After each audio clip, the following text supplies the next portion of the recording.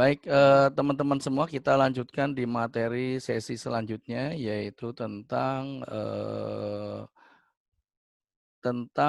CPR ya, tentang CPR ya, tentang CPR dan di sini adalah kita menganut pada versi AHA tahun 2020 ya, yang terbaru yang di-launching dari kemarin ya, dan ini menjadi hal yang penting buat kita pelajari bersama.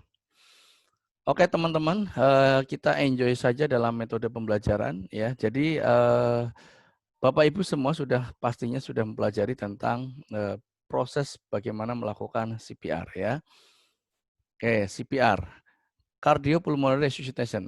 Nah, ya, ada dua istilah ya, cardiopulmonary. Jadi ada resusitasi jantung dan paru.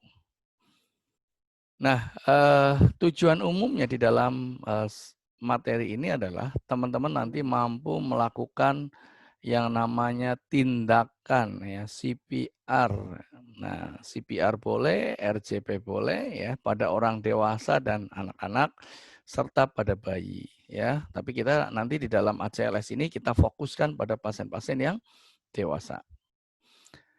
Oke, selanjutnya adalah tujuan khusus. Nah, tujuan khusus di sini adalah menjelaskan pengertian bantuan hidup dasar, kemudian menjelaskan konsep rantai kehidupan dewasa, anak dan bayi atau chain of survival dari CPR itu sendiri, serta kemudian menjelaskan teknik resusitasi jantung paru, ya, kemudian mengidentifikasi tanda dan gejala, melakukan RJP pada pasien dewasa, anak dan bayi berdasarkan dari panduan AHA tahun 2020, dan menjelaskan langkah-langkah penggunaan automatic external defibrillasi atau AED. Kalau boleh tanya teman-teman, selama sudah menjadi perawat nih ya, sudah sekian tahun barangkali ya, sudah berapa banyak CPR yang dilakukan? Dan bagaimana responnya? Apakah keberhasilannya tinggi atau karena memang masuknya pasiennya sudah asistol atau PA sehingga tingkat meninggalnya tinggi. Nah, ini perlu kita evaluasi bersama-sama ya. Materi ini menjadi dasar ya, karena tadi teman-teman sudah belajar di EKG. Nah, kalau EKG adalah mempelajari tentang kelistrikan jantung sebagai loncatannya adalah kelanjutannya adalah melakukan CPR dengan benar atau high quality CPR ya. Karena apa? Nanti yang namanya keberhasilan di dalam resusitasi itu tidak hanya cukup di quality CPR saja, tetapi nanti ada penggunaan alat-alatnya, yaitu alat-alat ALS ya dan obat-obatan. Baik, untuk review anatomi dan fisiologinya, ya Bapak Ibu semuanya ya. Yang pertama ya bahwa jantung ya, jantung ini letaknya normalnya adanya di tulang atau di belakang tulang sternum atau di rongga mediastinum. Ya, jadi tepat di belakang tulang dada atau sternum yang jumlahnya kurang lebih ada 20 kanan dan kiri, dan letaknya bukan di tengah-tengah mid sternal, tetapi letaknya ada bergeser ke lateral sebelah kiri.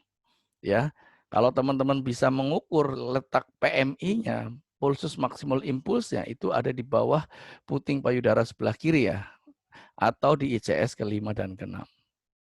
Oke.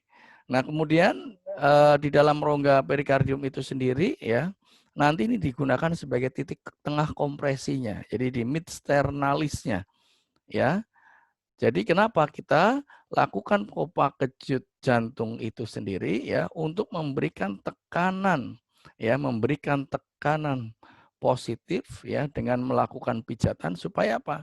Jantung tergencet ya khususnya pada bagian ventricle sehingga terjadi cardiac cycle-nya ya atau terjadi putaran peredaran darahnya yang ada di dalam korban tersebut, pasien tersebut ya, walaupun dalam kondisi yang disebut dengan cardiac arrest tetapi sirkulasi tetap terjadi di situ ya.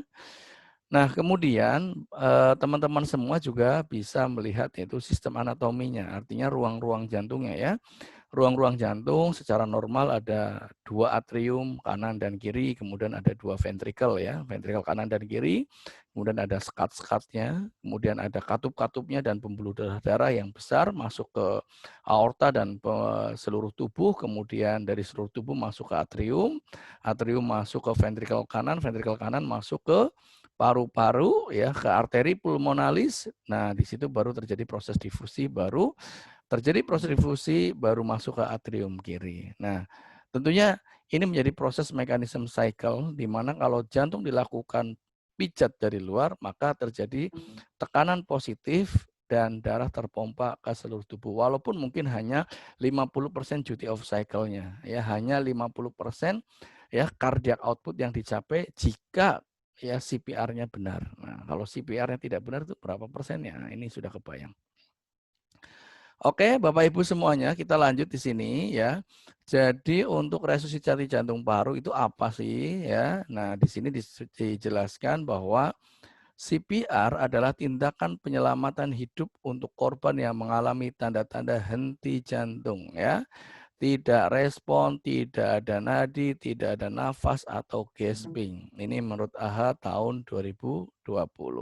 Jadi serangkaian tindakan, tidak hanya cukup yang namanya CPR itu hanya dilakukan kompresi saja ya, tetapi harus diikuti dengan ventilasi pada pasien-pasien yang mengalami satu henti jantung, yang kedua pasien yang tidak ada respon. Nah, tidak ada respon bisa jadi pasien ada nadi, tidak ada nafas, atau ada nadi, tidak ada nafas ya, henti jantung atau henti nafas, atau gasping. Nah, gasping ini nafasnya yang tersengal-sengal ya, yang lambat sekali. Oke, kemudian rantai kehidupannya. Nah, rantai kehidupan atau chain of survival ya, teman-teman semua di situ ada kita kelompokkan menjadi dua. Ada yang namanya IHCA, adult IHCA, chain of survival ya. Ada OHCA atau out hospital. Nah, IHCA ini lebih dominan adalah ke arah yaitu in hospital. Nah, kejadian di dalam rumah sakit. Ya. Yaitu apa yang perlu teman-teman lihat di sini rangkai angka keberhasilannya. Yang pertama adalah early recognition and prevention. Nah, jadi teman-teman selama ini sudah dibekali yang namanya bagaimana melakukan triase di UGD. Nah, ini itu sudah bisa menilai-nilai nih yang kemungkinan akan terjadinya cardiac arrest nih ya. Dari nilai parameter ABC-nya kalau di triase. Nah, kalau di ruang perawatan kita bisa menilai kondisi pasien dengan menggunakan IWE scoring. Nah, IWE scoring ini merupakan bagian dari prevention untuk pencegahan terjadinya cardiac arrest. Oke, selanjutnya yaitu pengenalan aktivasi kode biru. Ya, jadi kalau di dalam rumah sakit aktivasi kode biru ini menjadi standar penting ya. Jadi kalau ada pasien tiba-tiba cardiac arrest atau terjadi perubahan kondisi ya atau nilai parameter EWS-nya berubah, nah kita bisa lakukan segera mungkin melakukan aktivasi tim reaksi cepat. Kemudian melakukan high quality CPR. Nah, nanti kita akan bahas melakukan high quality CPR itu bagaimana sih ya supaya cardiac output-nya tercapai. Ya, termasuk yang awalnya adalah pengukuran cek nadinya, Baik, selanjutnya mohon izin untuk suaranya bisa di mute. Oke ya.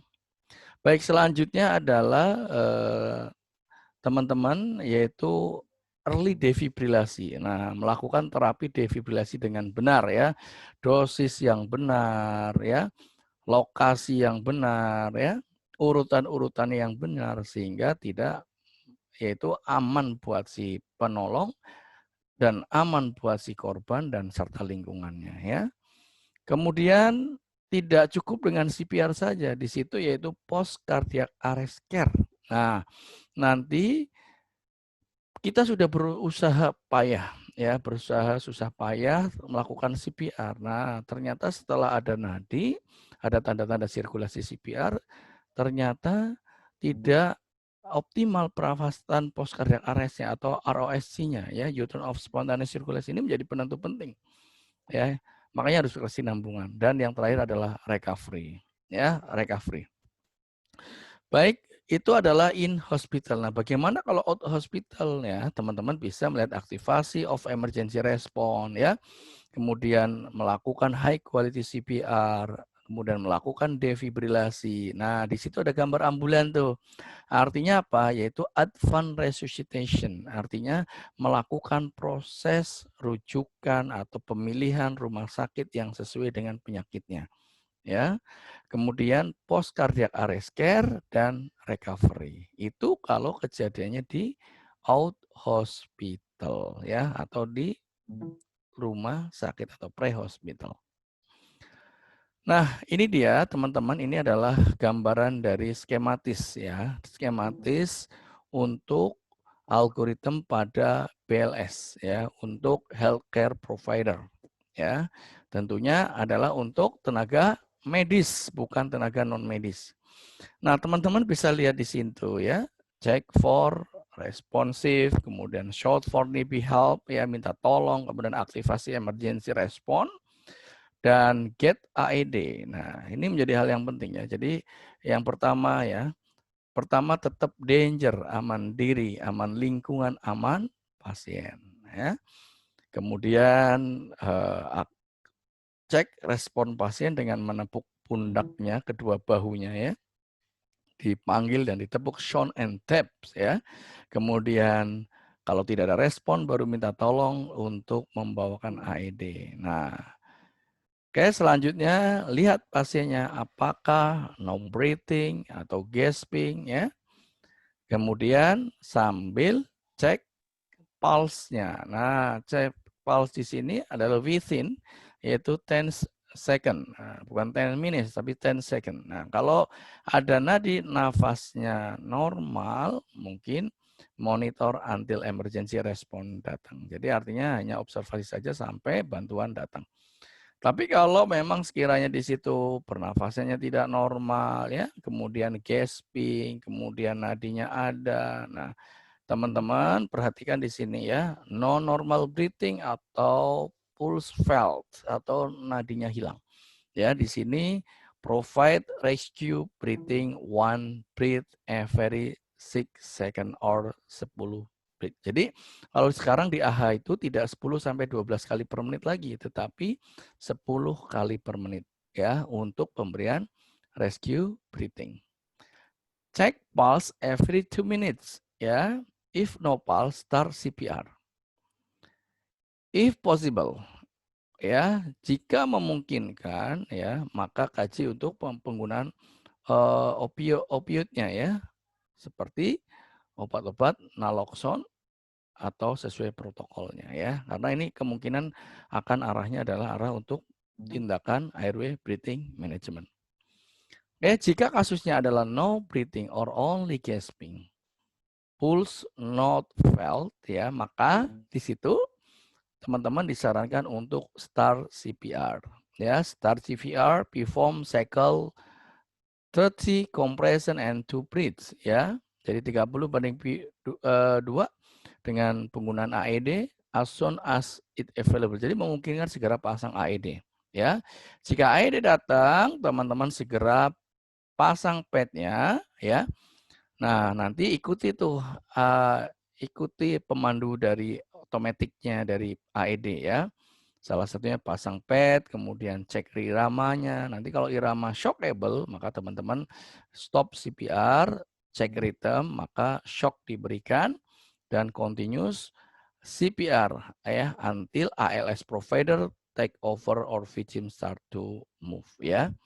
Jika tidak ada indikasi itu shockable, maka teman-teman lanjutkan untuk CPR ya.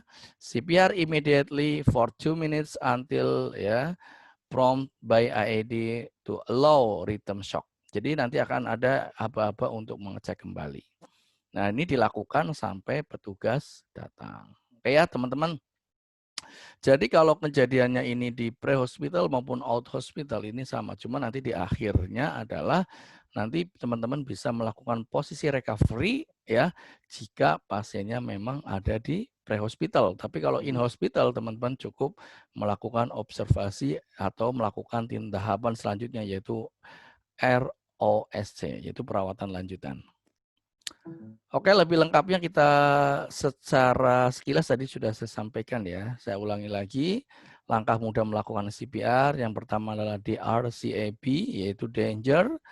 Ya, penggunaan APD apalagi di musim pandemi saat ini protokolnya berbeda dari yang lainnya, apalagi kalau cardiac arrest pada pasien dengan COVID atau suspek COVID, perlakuannya akan berbeda. Kemudian cek respon, call for help, ya, cek nadi, ya, kemudian kompresi jika nadi tidak ada, manajemen airway dan breathing. Selanjutnya yaitu tepuk bahu dan panggil korban, ya. Nah, di sini bisa teman-teman dengan menggunakan perintah-perintah sederhana. Contoh, ya.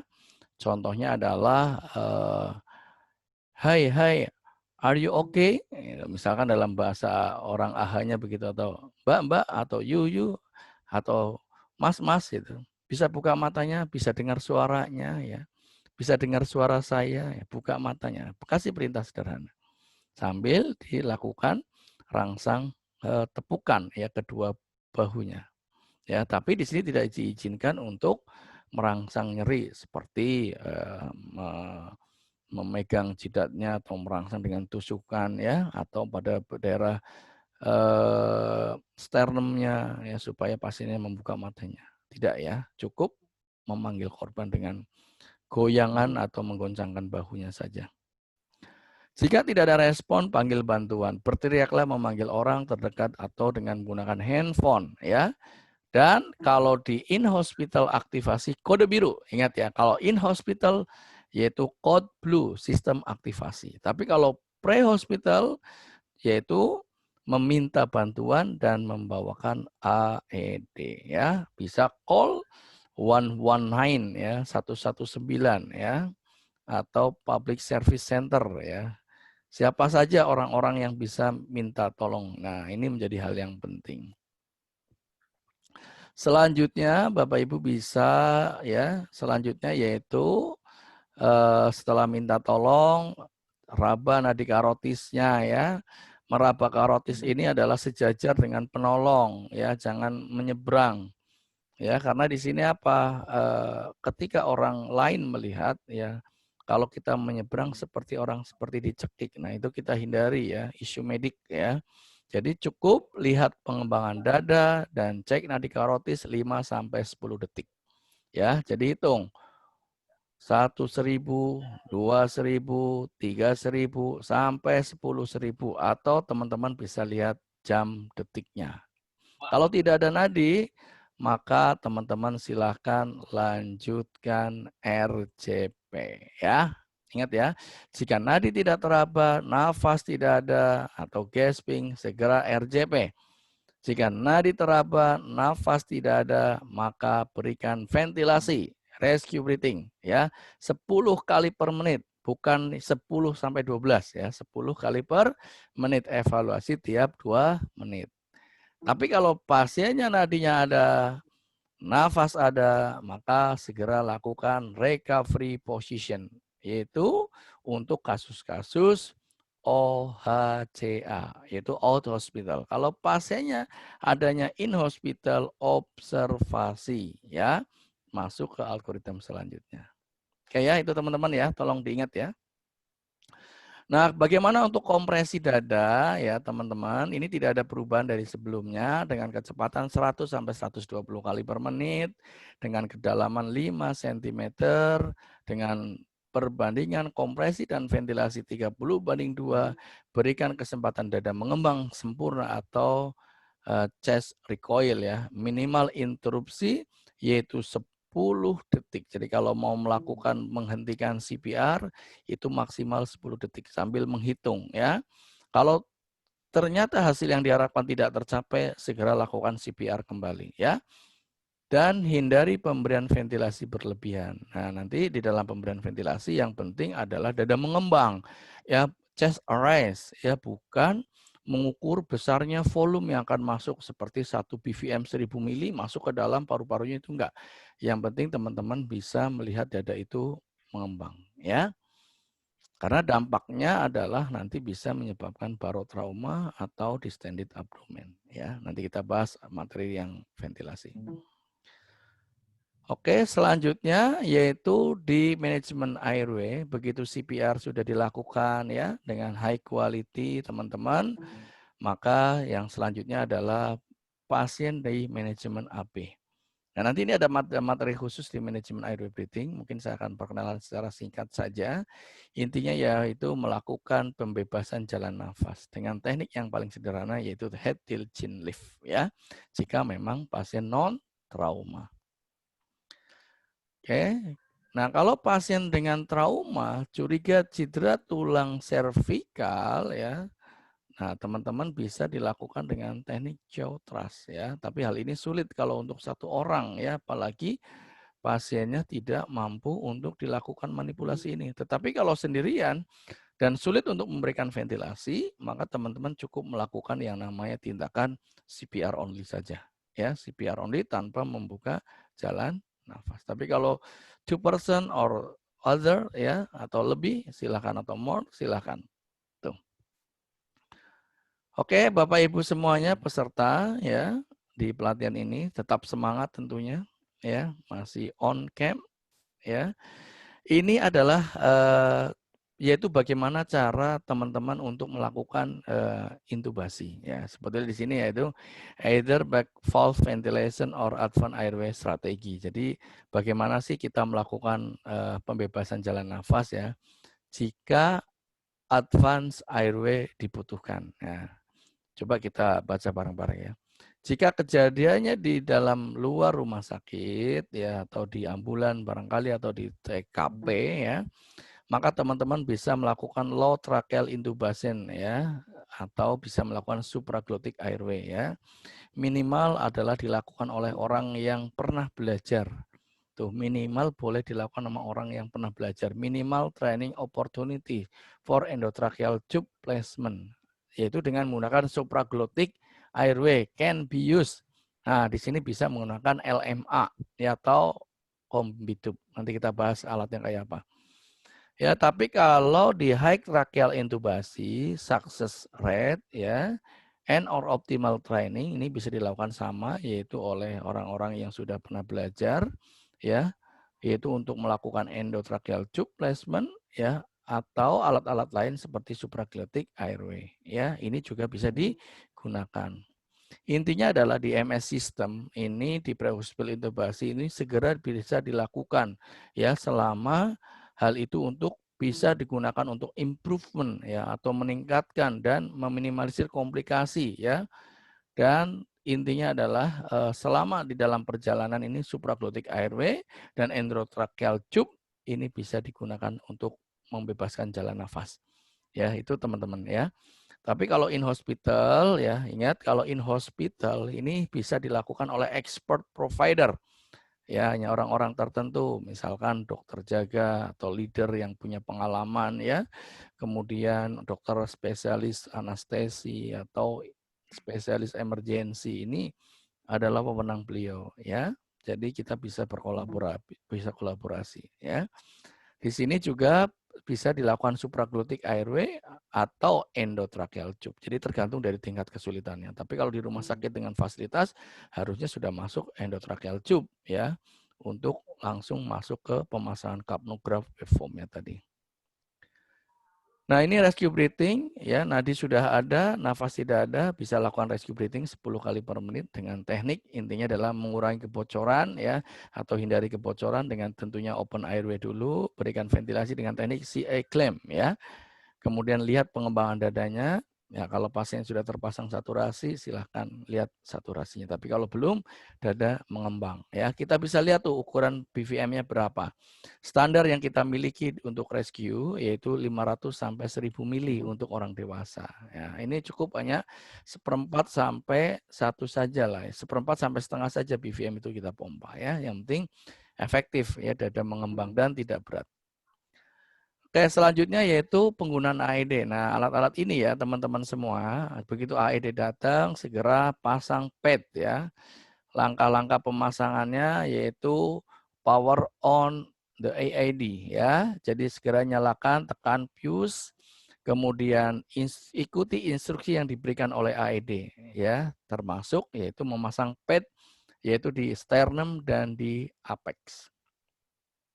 Oke, kemudian selanjutnya adalah yaitu jangan sentuh pasien agar penilaian AED lebih akurat.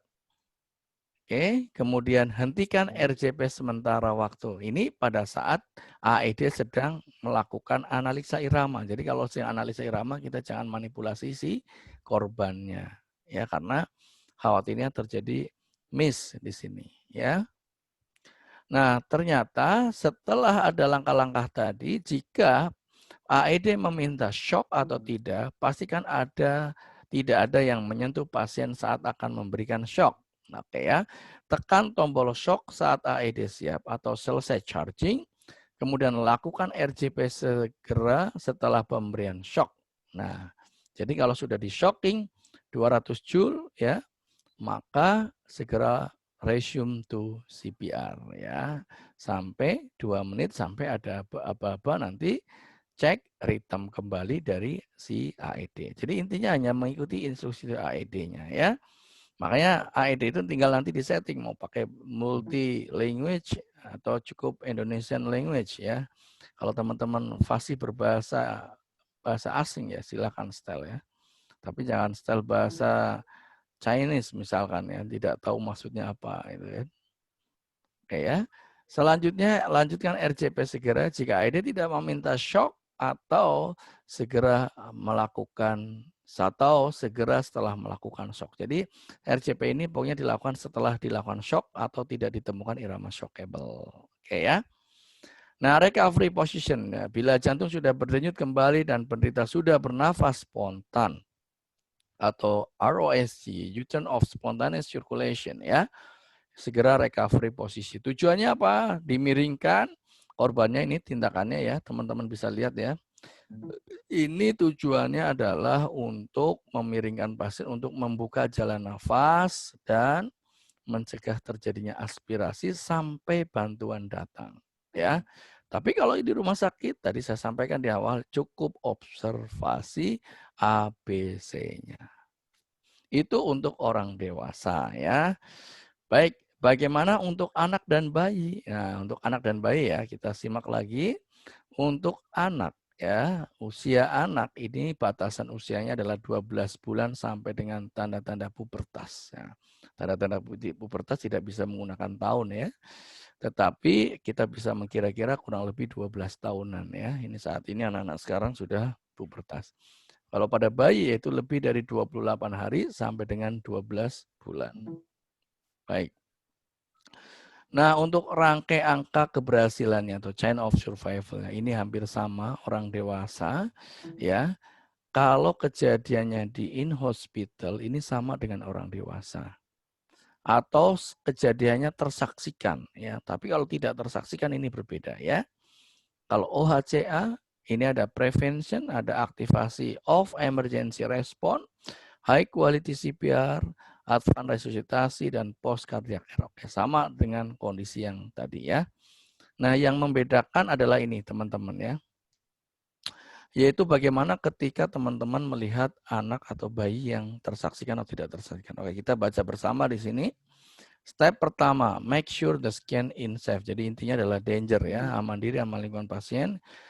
Check to see if the person is weak on and breathing abnormal. Jadi lihat apakah si anak itu mengalami nafas yang lemah atau nafas yang normal. Yang kedua ya, shout for help. Jadi if you alone atau jika Anda sendirian yaitu segera telepon 911. Nah, kalau di Indonesia call 119 ya. Itu perform CPR, itu 30 kompresi and then to breathe. Jadi segera teman-teman minta tolong dan lakukan kompresi, cek nadi dulu tentunya. Cek nadi, kompresi 30 dan 2 nafas. Selama 5 cycle atau 5 cycles ya atau 5 sirkulasi ya dan get AED. Tapi kalau without cell phone ya, jika memang tidak punya alat bantuan medis, segera lakukan 30 kompresi dan 2 pernafasan selama 5 siklus. Dan get AED.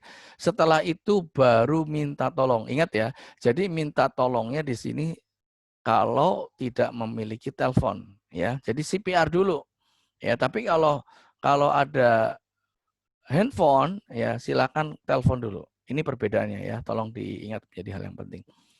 If help is available, phone 911 start CPR while you send someone to get AED. Jadi di sini lanjutkan CPR sampai seseorang mengirimkan bantuan dan alat AED.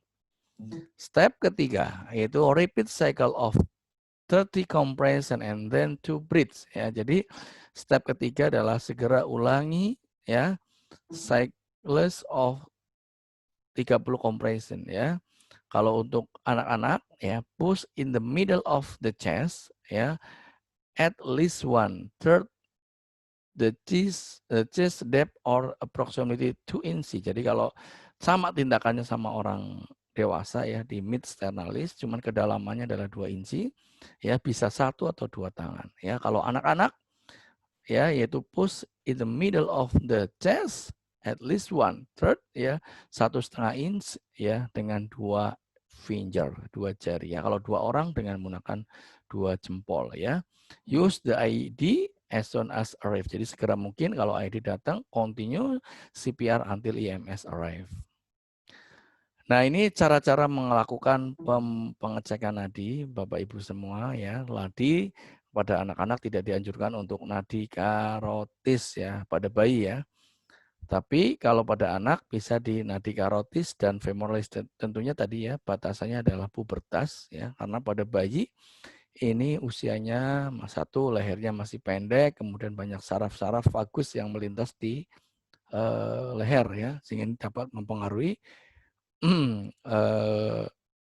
gambaran-gambaran atau bisa menyebabkan irama-irama atau heart rate-nya. Oke, kemudian ini teknik CPR tadi sudah dijelaskan teknik CPR-nya, ya, 2 tangan atau 1 telapak tangan dengan kedalaman 2 inci atau 1,5, ya. Dengan rasionya untuk 1 penolong 30/2, untuk rasio 2 penolong 15/2. Untuk operasi dada bayi, 1 penolong ini tadi, yaitu 2 jari, untuk 2 penolong, 2 jempol, 15/2 dengan kedalaman 1,5 inci atau 4 cm. Nah, bagaimana untuk membuka jalan nafasnya pada bayi? Ya, tentunya berbeda pada orang dewasa. Kalau orang dewasa dengan head to chin lip. Kalau pada anak-anak atau bayi, ya ini bayi, ya, ini bisa dengan sniffing position, ya. Teman-teman bisa memberikan bantalan pada bahunya, ya, supaya sejajar. Supaya apa? Yaitu si glotisnya, ya, ini terbuka secara perubahan anatomisnya, ya. Jadi tidak perlu memasang opa dan segala macam pada saat manajemen di awal, ya. Oke, ventilasinya diberikan 20-30 kali per menit setiap 2-3 detik. Ya, kalau pada orang dewasa tadi hanya 10 kali per menit, ini sampai 2-3 kali lipatnya, ya.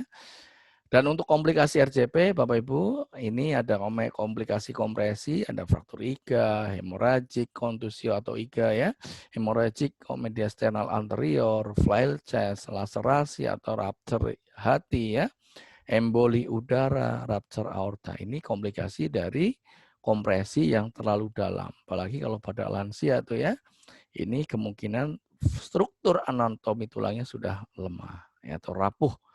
Nah, kalau pemberian ventilasi yang berlebihan, ini bisa menyebabkan gastric insuflasi, tekanan intratoraks yang meningkat, venous return yang menurun, dan cardiac output yang menurun. Ini adalah dampak dari pemberian ventilasi, ya, yang secara umum adalah bisa menyebabkan peningkatan tekanan intratorakal atau barotrauma dan menekan pada ruang-ruang paru dan jantung, sehingga mempengaruhi terhadap nilai hemodinamiknya.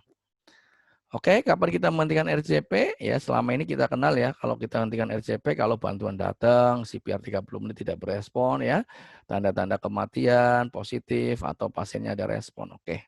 Ya, tapi di sini ada sesuatu yang kita pelajari bersama di akhir tahun 2020, yaitu BLS termination of resusitasi, arrest not witnessed by emergency medical service personnel, ya. No return of spontaneous circulation, jika memang tidak ada perkembalian ROSC, no AED, shock was delivered. Jadi memang kalau tidak ada tanda-tanda ROSC, tidak ada AED, ya, yang irama shockable, Maka if all criteria are present, maka teman-teman boleh menghentikan ya. Tapi kalau ada tanda-tanda di atas ya, if any criteria are missing, continue resuscitate and transfer. Jadi kalau ada tanda-tanda ROSC dan tanda-tanda shock, segera lanjutkan CPR dan bisa mentransport. Ya, jadi penambahan yang di akhir tahun 2015 ya, ini yang terbaru ya. Jadi teman-teman cukup melihat jika tidak ada tanda-tanda ROSC atau tidak ada AED yang irama shockable, boleh dilakukan stop untuk CPR ya. Baik, ya, ini adalah sumbernya. Teman-teman kalau ingin lengkap pembelajarannya, yaitu di AHA tahun 2020, BLS, dan ACLS, dan highlights tahun 2020 menurut AHA. Ya. Baik, itu saja materi tentang CPR BLS AHA. Untuk sesi selanjutnya adalah diskusi. Baik, silakan. Terima kasih.